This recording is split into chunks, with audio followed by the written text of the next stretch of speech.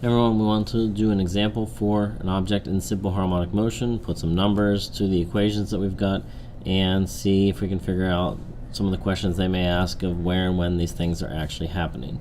So what we have here is an example of a 2 kilogram block. It's got a spring constant of 196 newtons per meter. The block is pulled back 5 centimeters from the equilibrium point at time equals 0. So there's lots of things they want us to do. They want us to find the frequency that this will oscillate back and forth at, the time period for one oscillation, the angular frequency, the omega, and we need the omega so that we can write the equations for the displacements, the velocities, and the acceleration. And there's that one question there: when does the mass pass the equilibrium point for the very first time? Or sometimes in WebAssign they will ask you when does it pass the equilibrium point on its way back to its original amplitude. So you've got to know which part of the oscillation you're looking at. So let's take these kind of one at a time and see which ones we can do easily. From things we've pulled out of labs, we know that omega is the square root of k over m. So as long as I know the spring constant and I do know the mass, which right there in the top, I knew both of those, so I can get the omega right off the bat. Time period, on the other hand, we looked at today's lab.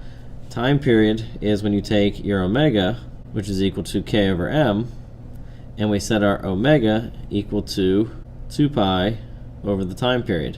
So if I want to solve for the time period is just going to be a rearrangement of that equation. So the time period ends up being 2 pi times the square root of mass over the spring constant. So all I need is the mass and the spring constant, and I'll be good to find the time period. And since frequency is the inverse of that, frequency is just going to be 1 over 2 pi times the square root of k over m. So really, for those first three things, I don't need to do anything else but just plug in my mass and my spring constant. I don't need the amplitude, I don't need to know how fast it's going or how quickly it accelerates. I can just find times and frequencies with these values. So go ahead and crunch those out, and what you end up getting is, so doing your work there, you end up with an angular frequency of about 9.9 radians per second. You get a frequency of around 1.58 hertz, and you get a time period of around 0.63 seconds. So we've got three values there without ever having to do anything but think about how quickly this thing rotates and oscillates. So when we do this, now I'm able to write my equations based off the things I've got here. Let's write our x equation. Our displacement is our amplitude, which is 5 centimeters, multiplied by cosine of omega t, and omega is 9.9 radians per second, multiplied by time, and if there was a phase constant, then we'd add that in. So there's the equation for my displacement. If I want to calculate my velocities, remember it's the derivative of our position, and our velocity ends up being a omega, so negative 5 centimeters times 9.9 radians per second, multiplied by sine of 9.9 radians per second times time. So there is our velocity as a function of time. And if I want my acceleration, the acceleration is negative 5 centimeters times 9.9 radians per second squared, multiplied by the cosine of our omega t. So the 9.9 radians per second t.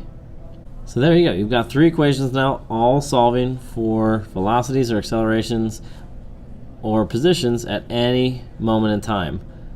Well, we know that the whole time period from what we solved was about 0.63 seconds. So in about 0.63 seconds, this object's going to go from its amplitude through equilibrium to negative amplitude, back to equilibrium, and all the way back.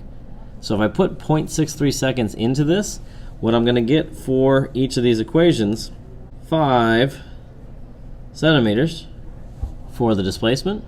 If I put in 0.63 seconds into my second equation, I will get 0 velocity. And if I put in 0.63 seconds in the last equation, I will end up getting 5 centimeters multiplied by 9.9 radians per second squared. It'll give me my centimeters per second squared. So let's graph this out. Let's see what this would actually look like for my positions, my velocities, and my accelerations.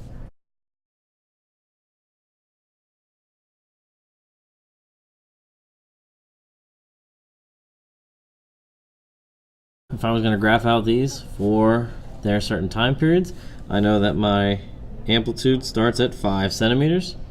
It goes down to -5 centimeters and back to +5 centimeters in 0.63 seconds. So if you look at my scale there, if each tick mark is a half a second, in 0.63 seconds I need to be back at my amplitude. So my graph's going to look like that. That's one time period. And my velocity, remember, is the negative sign of that.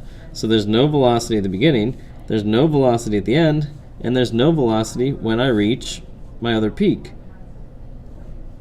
But it's following a negative sign curve. So there we go. So when I reach the amplitude at this point, my velocity goes to 0, and my acceleration should be at max, but my acceleration is going to be in the negative cosine. So it's going to start off here, and by 0.63, I've got to be back here. So it's going to follow that curve. So I can identify different points on this, and the question is, when does it reach the equilibrium point at this first time? Well, that's this location, or this location, or this location. And I know that because I'm going to be at max speed, I'm going to be at 0 displacement, and I'm going to have no acceleration because all my forces will cancel out. Well, if the whole time is 0.63 seconds, that means that the first time it passes through equilibrium is a quarter of my cycle. So a quarter of my cycle is around 0.158 seconds. That's the time I reach the equilibrium for the first time. If I want to figure out when I get to my amplitude, it's half the full time period. And when I get back to equilibrium for the second time, it's going to be at 3/4 of my time period. So that's how you can figure this out. Once you know how the equation works, you're able to actually infer some things just by looking at your graphs. Okay, so if we wanted to look at this in terms of how many cycles we're going to get in 2 seconds, well, it took me 0.63 seconds to get through the first cycle. This means about 1.2 seconds, or almost 1.3 seconds for my second cycle. So I got to be about here as I go down and up again. After that, another 0.63 seconds, so around 1.9 is my next.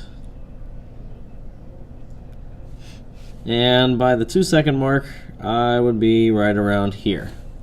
Okay, and if you really want to know exactly where you'd be, put in 2 seconds to all 3 of those equations. You'll get that the position is going to come out positive. It's going to be less than 5 because it's actually heading towards equilibrium. My velocity is going to be right about there. So my velocity is going to be in the negative direction. Why? Because I was at amplitude and now I'm heading back towards equilibrium. So I'm going from no speed to gaining negative velocity. Not my max yet. I'm not at equilibrium, so I'm not at max. And if I keep going with my cosine curve, I can see that my acceleration is going to be somewhere down here. Negative, but it's becoming less and less negative because I'm heading towards the equilibrium. That negative acceleration is the spring trying to bring us back to that point, and when I hit equilibrium, my acceleration is going to cancel to 0. And if you wanted values on the peaks, my amplitude we know was 5 centimeters. My maximum speed is 5 times omega, which ends up being around 40.3 centimeters per second. And if I want my acceleration, I take 5 times omega squared. So my acceleration is around 490 centimeters per second squared. So that's how you set up a problem when things are going in simple harmonic motion.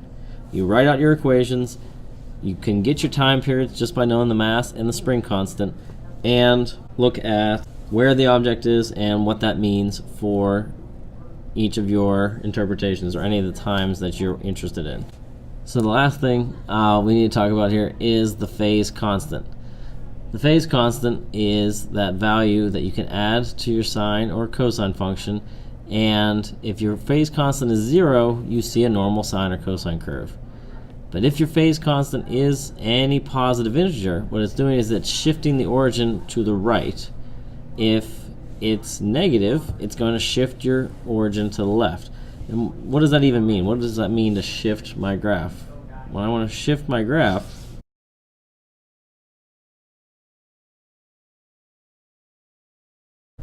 so what does it mean if there is a phase constant? Well, phase constant means that your graph is going to shift by whatever you put in there. And since these are all in radians, the omega t, your delta needs to also be in radians as well. So let's say that our phase constant was pi, our lovely pi. So if I'm going to put pi in for delta, what that means is I have to shift my graph over by a factor of pi. Well, where is that? Well, a factor of pi is going to be shifting my entire graph over to here. That's going to be my new origin. What it kind of means is that as you started the experiment, you forgot to time it at time equals 0, or when the mass was at amplitude, and you actually got it when it was at negative amplitude. And so the phase constant has just shifted our graph by this pi value. So really, your new graph would look like this. No big deal. The thing is still going to oscillate just like it's always done, but now our equation has started at pi, or at negative amplitude. So that's all that it means when you throw a phase constant in there. If that was negative pi, you would have shifted it to the left instead of shifting that origin to the right. So whenever you look at a problem, and if you see something in WebAssign and it's written like this, if that's your equation, looking at that, I know a ton of information without even having to solve a thing. I know that right here, 5, that's my amplitude. I know that 3 pi is in front of the t, so that's the omega. That is the angular frequency. It's 3 pi radians per second. And right here, this pi over 2 is the phase constant. That tells me exactly where the graph has been shifted. So I know that I've been shifted by pi over 2, so my graph is going to start at 0 and go as a sine curve for my position time graph. It's going to have an amplitude of 5 centimeters or meters, and the 3 pi radians per second tells me how often this is going to go along. So I can tell you actually how long one cycle would take, what the frequency would be, how many cycles I'd get per second, all that just by looking at a displacement equation. And again, obviously I can pull out what the velocities and accelerations would be at any moment in time. So a question we can ask you is, how would you weigh an astronaut in space? If you're trying to weigh an astronaut, you've got a scale. Could you even stand on a scale? Remember, the astronauts are just freely falling in the spacecraft. The spacecraft falls just as fast as they fall, so everybody's floating. It looks like a weightless environment. Especially if you try to stand on a scale, you're not going to be able to have the scale push back on you. So they do something else if they want to get the mass of an astronaut. We'll leave a link to the video right here to show you what they do there, and we'll talk about it more in class.